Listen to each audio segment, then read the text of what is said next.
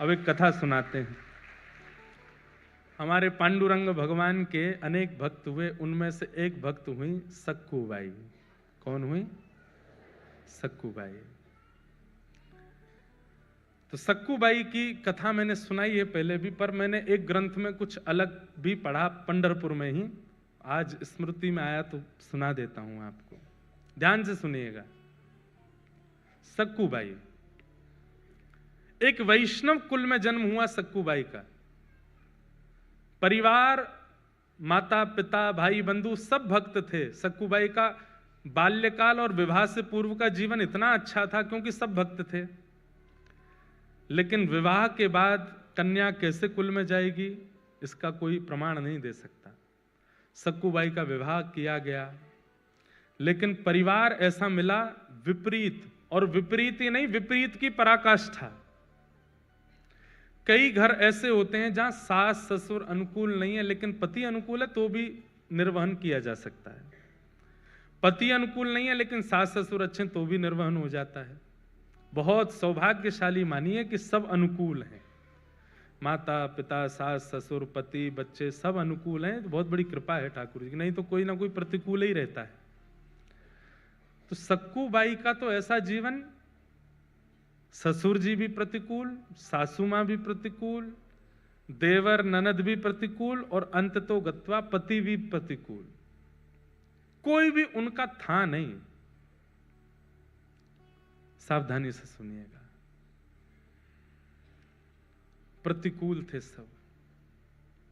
सक्कूबाई घर में आई हैं, ब्याह करके आई। ब्याह करके आते ही पहले दूसरे दिन से ही सास ने डांटना, गाली देना, बुरी तरीके से बात करना, बेवजह बिना किसी अपराध के सक्कूबाई को कष्ट देना प्रारंभ कर दिया। परंतु सक्कूबाई ने विचार किया कि अब ये मेरा परिवार है, अब जैसा भी है मुझे स्वीकार तो करना है। सक्कूबाई निर्वहन कर रही थी वहां पर। एक दिन सक्कूबाई अपने भवन से बाहर जल भरने के लिए सरोवर के पास गई। तभी जय जय राम कृष्ण हरि, जय जय राम कृष्ण हरि, राम कृष्ण हरि कीर्तन करते हुए वारकरी वारी जा रही थी पंढरपुर। वारी समझते हैं? जाती है ना, आषाढ़ी एकादशी पर वारी जाती है। मुंबई से भी बहुत वैष्णव, वारकरी वैष्णव जाते हैं। क्या अद्भुत नजारा होता है पंढरपुर के मार्गों का, जगह जगह से वारी आती है। एक बात तो माननी पड़ेगी, भारत में सब जगह भक्त हैं, पर महाराष्ट्र जैसे नहीं है। महाराष्ट्र अद्भुत है। माझे माहेर पंढरी, आहे भीवर छातेरी, माझी बहन चंद्रभागा, माझी बहन चंद्रभागा, करत से पाप भंग, करत से पाप भंग, करत से पाप भंग, ओ माझे माहिर पंढरी, आहे भीवर छातेरी, एका जनार्दनी शरण, एका जनार्दनी शरण। ये महाराष्ट्र की कृपा है, हम आते रहते हैं तो हमको मराठी अभंग 2-3 याद हो गए हैं। थोड़े थोड़े आते हैं, पहले तो गलती भी होती थी, अब वो भी नहीं होती, अब तो ऐसे याद हो गए हैं, गा देते हैं। तो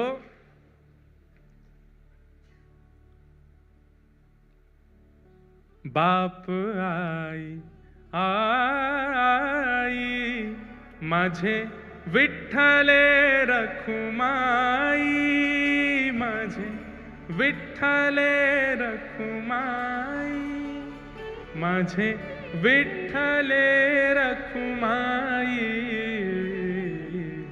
हो माझे माहिर पंढरी, आहे भीवर छातेरी, आहे भीवरे छाते।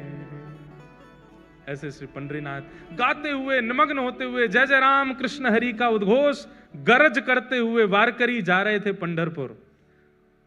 और बंधुओं, जब अत्यंत वैष्णव व्यक्ति नाम धुन सुन लेता है ना, तो वो रोक नहीं पाता स्वयं को।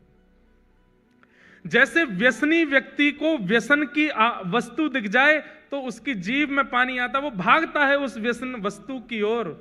ऐसे ही भक्त जो होते हैं नाम के व्यसनी होते हैं, कथा के व्यसनी होते हैं। कथा के व्यसनी हैं आप सब लोग। आज मुझे बता रहे, बोले महाराज जी योगी सभागृह की गिरिराज जी जैसी परिक्रमा लग रही है, यों लाइन ऐसे लाइन, इतनी लंबी लाइन, उधर से लाइन।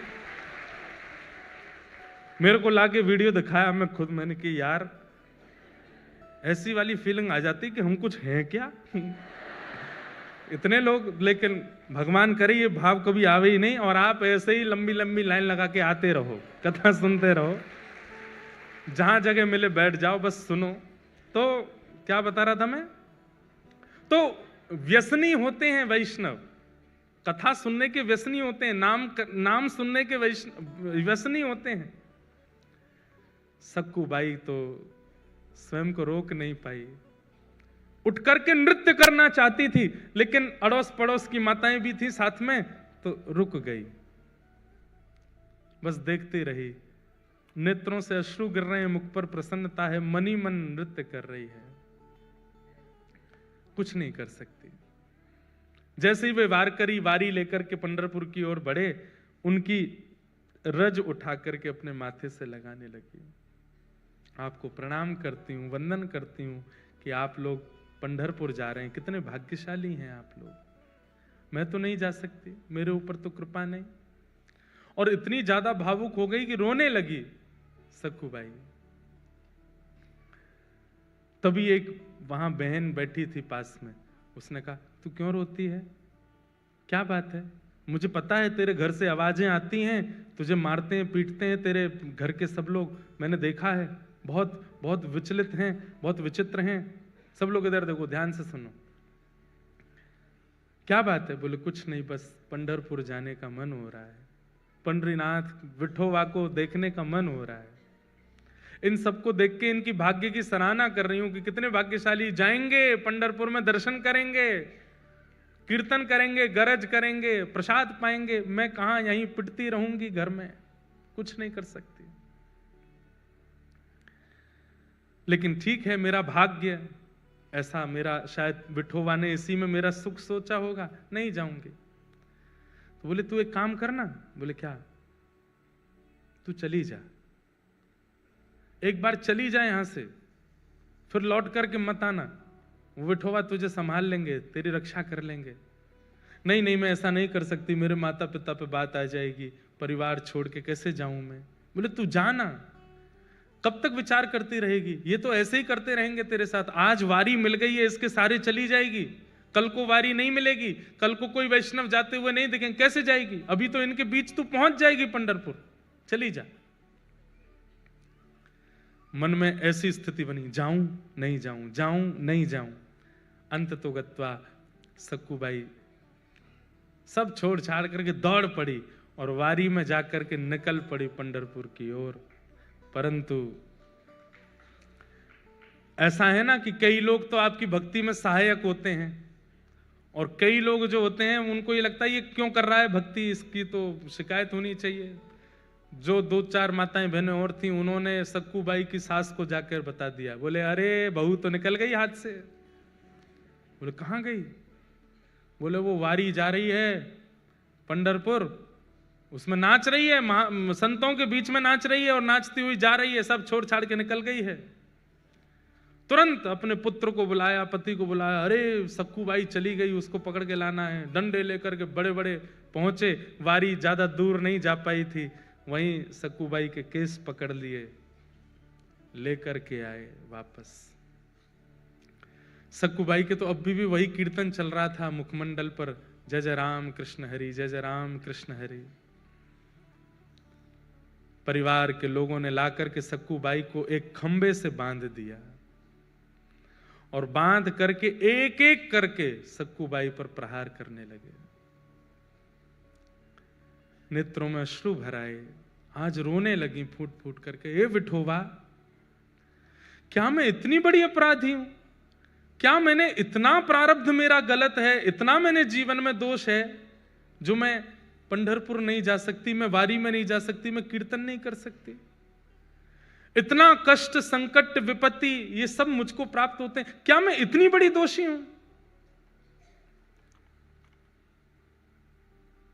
और बंधुओं, जब ऐसी परिस्थितियां जाती नहीं है ना, बार बार आती रहती हैं, आती रहती हैं, आती रहती हैं, तो भाई सहना तो भक्त को आता है, पर एक समय ऐसा आता है कि भक्त सहते हुए ठाकुर जी को ही सुना देता है, बोले अब तो बस करो नाथ, आपने जो कुछ दिया मैंने सब स्वीकार किया, पर मैं भी तो एक स्थिति में, कौन सा आपसे वैभव संपत्ति मांग रही हूं, आपका दर्शन ही तो मांग रही हूं।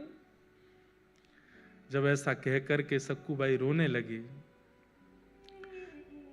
परिवार के लोग मारते हुए थक गए, चले गए अंदर।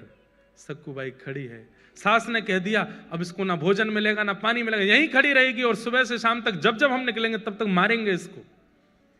देखूं तो सही कैसे जाती है, दोबारा कभी इसके हृदय में इच्छा, इसकी आत्मा घबराए कीर्तन सुन करके, इतना मारना है इसको। सक्कूबाई भूखी प्यासी खड़ी हैं और रो रही है, विठोबा, विठ्ठल विठ्ठला, विठ्ठल विठ्ठला, विठ्ठल विठ्ठल विठ्ठल विठ्ठल विठ्ठल विठ्ठला, विठ्ठल विठ्ठला, विठ्ठल विठ्ठला, विठ्ठल विठ्ठल विठ्ठल विठ्ठल विठ्ठला, विठ्ठल विठ्ठला, विठ्ठल विठ्ठल विठ्ठल विठ्ठल विठ्ठल विठ्ठला। गाइए,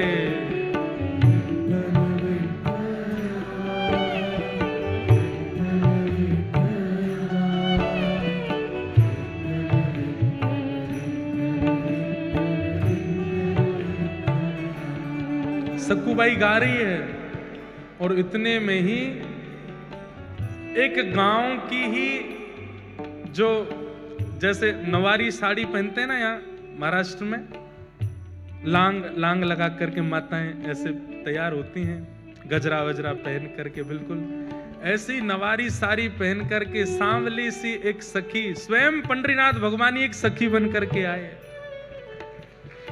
और आकर के सक्कूबाई के पास खड़े हो गए, नेत्र बंद करके अश्रु प्रवाह करती हुई गा रही है।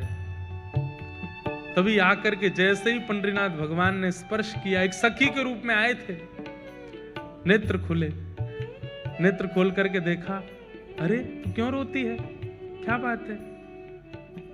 पंढरपुर जाना है, पंडरीनाथ को देखना है, बस वही इच्छा है। तुरंत रस्सी खोलने लगे ठाकुर जी, बोले मत करो, मेरी सास बहुत मारेगी। बोले तू चिंता मत कर, सुन, यहां से पंढरपुर जाने में 1 रात का समय लगेगा, तू चली जा, जाकर के दर्शन कर और दर्शन करके कल रात्रि तक वापस आ जाना, तब तक मैं तेरी जगह खड़ी हो जाती हूं, तू मुझे बांध जा यहां पर, मैं यहां खड़ी रहूंगी। अरे तुम क्यों पीड़ा सहोगी, तुम्हारा तो कोई अपराध नहीं। बोले अपराध तो तेरा भी नहीं है, बदले में मुझे कुछ चाहिए, वो दे देगी। बोले क्या, पूरन पोली बना के खिला दियो मुझे। सक्कूबाई बोली वो तो तुम खुद भी बना सकती हो। नहीं, मैंने सुना तू बहुत अच्छा बनाती, तेरे हाथ का पाऊंगी। ठाकुर जी बोल रहे हैं चली जा, और मैं पूरन पोली की इतनी शौकीन हूं, तू 1 रात भी पिट लूंगी, तू लौट के आएगी, मुझे बस खिला देना, फिर तू आके यहीं खड़ी हो जाना, मैं बांध दूंगी तुझे, अभी तू जा। और आकर के रस्सी खोल दी, सक्कूबाई हट गई, ठाकुर जी खड़े हो गए, बोले सुन मुझे बांध के जा। सक्कूबाई बोली मैं नहीं कर सकती। बोले मैं कह रही हूं मुझे बांध के जा। सक्कूबाई ने ठाकुर जी को बांध दिया। ठाकुर जी खड़े हैं, पंडरीनाथ खड़े हैं, बोले तू जा, विठोबा का दर्शन करके आ। सक्कूबाई प्रणाम करके चली गई। यहां शांत संध्या का समय हुआ और सास ससुर पति सब निकल के आए। ठाकुर जी ने सक्कूबाई का ही रूप धारण कर लिया। जैसे सक्कूबाई के केश खुले थे, घाव थे, वैसे ही बन गए। आकर के फिर से मारना शुरू किया। ठाकुर जी पीड़ा सह रहे, मेरी सक्कू चली जाए, दर्शन करके आ जाए। बंधुओं, हमें नहीं पता ठाकुर जी कब कहां क्या कर रहे हैं। आज भी मेरी परिस्थिति के लिए, आपकी परिस्थिति के लिए, हम सबकी परिस्थिति के लिए कहीं तो कुछ कर रहे हैं, वो हमें नहीं पता चलता है। कथा सुनना इतने भयंकर कलिकाल में, माया नगरी मुंबई में आसान है। यहां समय भी रोकता है, यहां परिस्थिति भी रोकती है, यहां के लोग भी रोकते हैं कथा सुनने से, फिर भी आप आ रहे हैं। ये विट्ठल कर रहे हैं तभी आप आ रहे हैं। आपको रोकने वाले, आपको टोकने वाले, आपकी परिस्थितियों को किसी भी प्रकार से करने वाले उन लोगों को लेट कर देते होंगे। उनको कैसे भी करके उनका फोन एंगेज जा रहा होगा, आपसे बात नहीं हो पा रही होगी। कुछ भी करके ठाकुर जी ऐसी परिस्थिति बनाते कि तू जा, कथा सुन, ताकि तेरी भक्ति में और वर्धन हो जाए।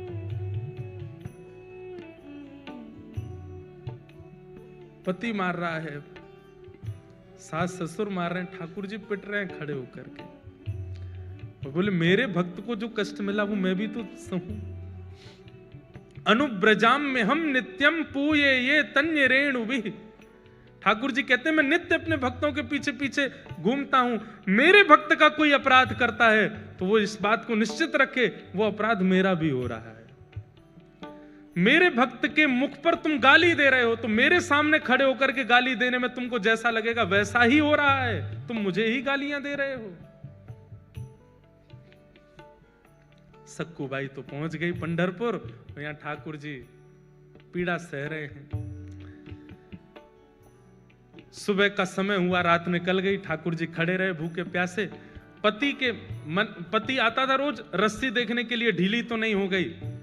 और जैसे ही सक्कूबाई की रस्सी पेट के पास से पकड़ करके देखी ढीली तो नहीं है, जैसे ही हाथ लगाया तो ठाकुर जी के अंग का स्पर्श जैसे ही पति को हुआ, उसके चित्त में दया का संचार होने लगा, दया की भावना आने लगी। बंधुओं, जब कभी भी इस संसार में दुनिया निर्दयी हो गई हो लेकिन आपके चित्त में तब भी दया आई हो तो ये बात याद रखना, ठाकुर जी ने छुआ है आपको, इसीलिए दया आ रही है, इसीलिए प्रेम आ रहा है। ये दया की भावना, ये प्रेम की भावना, ये सरल स्वभावना, ये आपका नहीं है। आप सब तो राक्षस हैं। हमारे अंदर ये सहज स्वभाव का प्रादुर्भाव ठाकुर जी के स्पर्श से होता है। जब जब दया आवे, जब जब किसी के ऊपर करुणा आवे, किसी के ऊपर दया आवे, किसी की सरलता, किसी के प्रति दीन भाव आवे, समझना ठाकुर जी ने छुआ है। सक्कूबाई के पति ने जैसे ही छुआ तो दया आ गई। कितनी दया आई? भूखी है, 2 दिन से कुछ खाया नहीं तूने, चल अभी मां पिता को आने में देर है, तब तक मैं रस्सी खोल देता हूं, कुछ खा ले, खुद बना के खा ले। रस्सी खोल दी। और सुन, मेरे लिए भी बना देना। थोड़ी दया ही आई है, ज्यादा थोड़ी आई है, थोड़ी सी दया आई है। आहा, आप ये मत सोचिए कि वो कितना निर्दयी है, ये सोचिए कि एक सक्कूबाई के कारण ठाकुर जी कितनों भक्तों के हाथ का बना हुआ प्रसाद ठाकुर जी पाते हैं। ठाकुर जी के हाथ का बना हुआ प्रसाद ये दुष्ट निशाचर पाने जा रहे हैं सक्कूबाई के कारण। ठाकुर जी आटा लेकर के आए हैं और जो जो सामग्री होती है पूरन पोली में सब ठाकुर जी व्यवस्थित कर रहे हैं। अपने हाथ से आटा मार रहे हैं, उसके अंदर वो जो मीठा मीठा सामग्री होती है उसको धर रहे हैं, बेल रहे हैं अपने हाथ से, कोमल हाथों से। ठाकुर जी ऊपर वैकुंठ में बैठी लक्ष्मी रो रही है ठाकुर जी को देख के। ये कैसा सौभाग्य, एक भक्त के लिए ठाकुर जी कितना करते हैं। अभी बंधुओं जनाबाई का प्रसंग नहीं आया, नहीं तो नेत्रों के अश्रु रुकेंगे नहीं। ये पंडरीनाथ भगवान की ऐसी ऐसी लीलाएं हैं कि मैं क्या सुनाऊं आपको।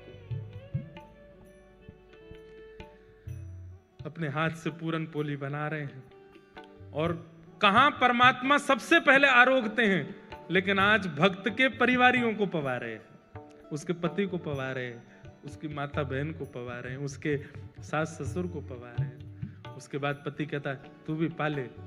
अंत में ठाकुर जी स्वयं पार, आधा कोर पाया, पूरा पा भी नहीं पाए। किसी ने पूछा ठाकुर जी आप क्यों नहीं पा रहे हो? अपने हाथ का बनाया आज तक नहीं पाया, सदा भक्तों के हाथ का ही पाया है, स्वाद नहीं आ रहा है।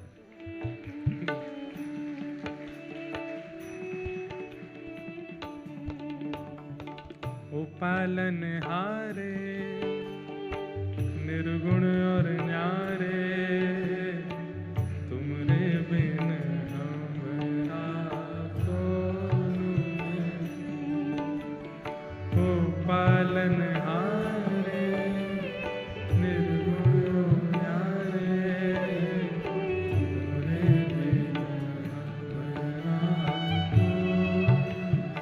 भैया देखो, बंबई की हर तरीके से वैष्णव लोग बात कहते हैं, माया नगरी कहते हैं। कभी कभी यहाँ के इंडस्ट्री को कुछ कह भी देते हैं, ऐसी पिक्चर बनाते हैं, ये करते हैं। पर इस बंबई नगरी ने कुछ आधुनिक ऐसे कीर्तन भजन भी दिए जिसके लिए धन्यवाद भी कहते हैं। यहाँ की नगरी और यहाँ की इंडस्ट्री ने ऐसे ऐसे भाव भी दिए हैं जो कथा में गाने लायक भी हैं।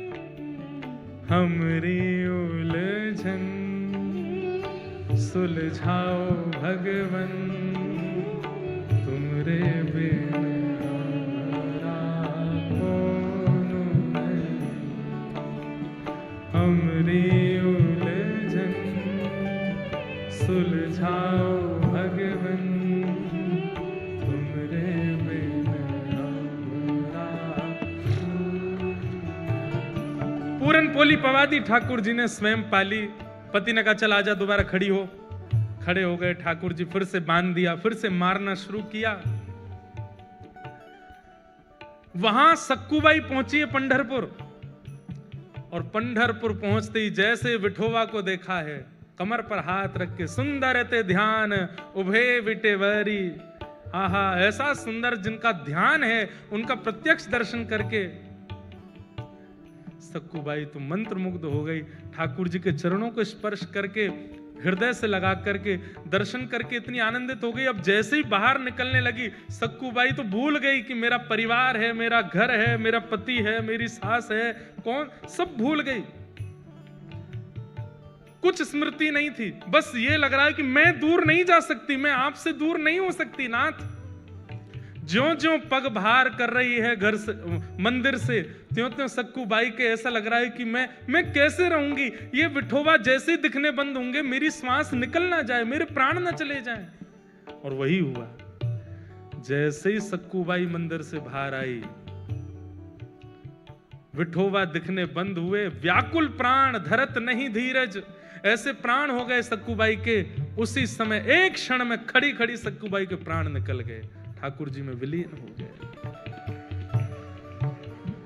वही वारकरी वैष्णव जो वारी लेकर के सक्कूबाई के गांव से निकले थे, वो सब वहां कीर्तन कर रहे थे। तभी देखा कि कोई माता मूर्छित हो गई। दौड़ करके सबने जाकर के देखा, श्वास देखी चल नहीं रही है, नब्ज देखी चल नहीं रही है। वैद्य आए, वैद्यों ने मृतक घोषित कर दिया। वारकरी वालों में से एक बोला, अरे ये तो वो सक्कूबाई है, इसके गांव से ही तो हम लोग निकले थे, जो हमारी वारी में थोड़ी दूर चली, फिर सास ससुर पकड़ के ले गए थे, मारा पीटा, ये वही तो है। सब ने मंत्रणा की। बोले कितनी सौभाग्यशाली, ठाकुर जी को देखते देखते प्राण चले गए। अब इसका शव वापस इसके घर पहुंचाना नहीं है, यही संस्कार कर दो इसका। हम लोग करेंगे, हम वैष्णव संस्कार करेंगे। और चंद्रभागा के तट पर जाकर के सक्कूबाई का संस्कार कर दिया वैष्णवों ने। वहां ठाकुर जी बंधे हैं सक्कूबाई बन करके। ठाकुर जी कह रहे हैं, वारी सक्कू तू तो गई, मैं यही खड़ा रह गया। अरे सक्कू ये क्या करके गई?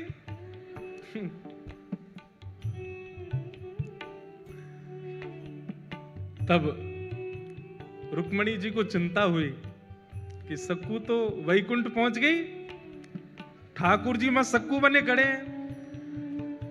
तब ठाकुर जी से कहा, नाथ ये मैं बहुत सह रही हूं, आप इतना कुछ वहां सह रहे हैं, मैं देख के मेरे को व्याकुलता हो रही है, अब नहीं होगा ये काम, अब कुछ करिए। बोले क्या करूं, सक्कू तो गई, मेरे को यहाँ रहना ही पड़ेगा। बोले नहीं नहीं नहीं, कुछ तो करो। तो ठाकुर जी गए पंडरीनाथ भगवान चंद्रभागा जी के तट पर, और सक्कूबाई की चिता की जो राख थी, उस राख से सक्कूबाई का स्वरूप बना करके पुनः उनको जीवित कर दिया, और जीवित करके कहा, अरे सक्कू, बोली मुझे क्यों आपने वापस इस संसार में बुला लिया? ठाकुर जी बोले मैं बंधा हूं वहां पे। तो बोले वहां जा।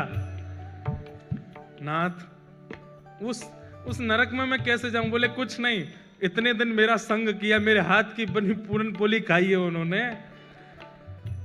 अब मेरा तो वहां पर पदार्पण हो चुका है, मेरे हाथ में मुझे जो करना था कर लिया। अब तेरे चरण दोबारा जब वहां पड़ेंगे, अब तू परम भक्ता हो गई है, तेरे चरण पड़ते ही वो शुद्ध हो जाएंगे, अब तू वापस जा।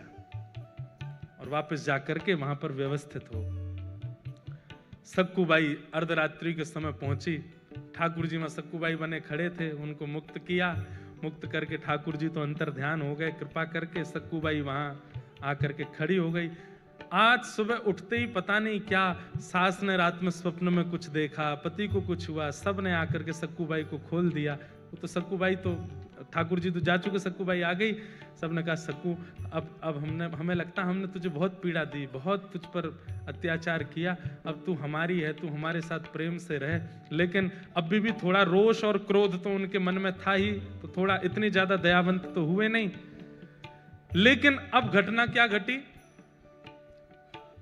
वो जो वारकरी वैष्णव जिन्होंने संस्कार किया था सक्कूबाई का, तो सक्कूबाई के वस्त्र और आभूषण वो लेकर के बोले वो घर पे दे चलते हैं, और थोड़ी सी अस्थियां भी ले ली थी। बोले उसको पति को कह देंगे नदी में बहा देना। यहां सक्कूबाई झाड़ू लगा रही थी घर में। जैसे ही वो वारकरी वैष्णव आए, घर में प्रवेश करती पहला तो मूर्छित ही हो गया। दूसरा बोला क्या हुआ क्या हुआ? बोले देख भूत। भीतर देखा तो सक्कूबाई झाड़ू लगा रही है। इतने में सास ससुर सब आए। बोले अरे इतने सारे ये वारकरी यहां कैसे?